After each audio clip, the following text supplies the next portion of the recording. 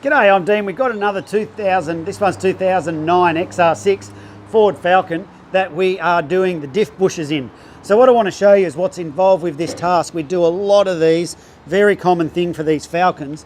And what happens is you have to pull that whole rear end assembly cradle out of the car.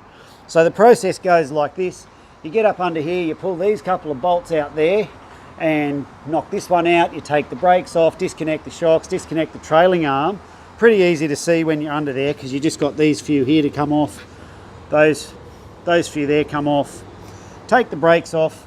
Then you hop under here, you take off this drive shaft. You've got to be real careful when you do it because if you bend or destroy that when you're putting it back on, it's going to give you vibrations you don't want later. And the other thing we find too is occasionally these bolts can get rusty. So if you break one off, you're going to be in trouble. But just take a bit of care with that if you're doing this at home. Then up here we just hang on to the cable with the vice grips, the park brake cable. So the real issue with these is here's the diff bushes themselves there. So if you have a look, you can see that crack. Oh, I've got to get it in the light.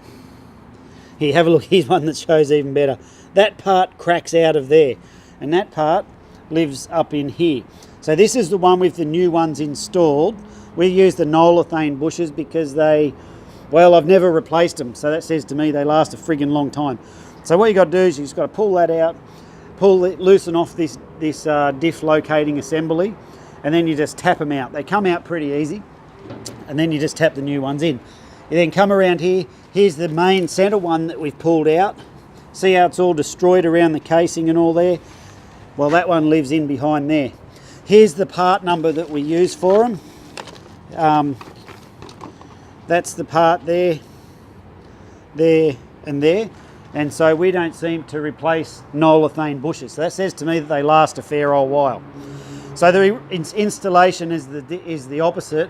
We just lower the car down onto the whole rear assembly cradle, and then you just tighten up these two when they're located in there, lift it back up and finish it off. If you're trying to do this job at home, good luck. You really do need a hoist, otherwise you've got to get this thing right up in the air enough to be able to get that whole cradle assembly out. I'm Dean. If you need your diff bushes done, give us a hoy. We do lots and lots of them. Thanks for watching.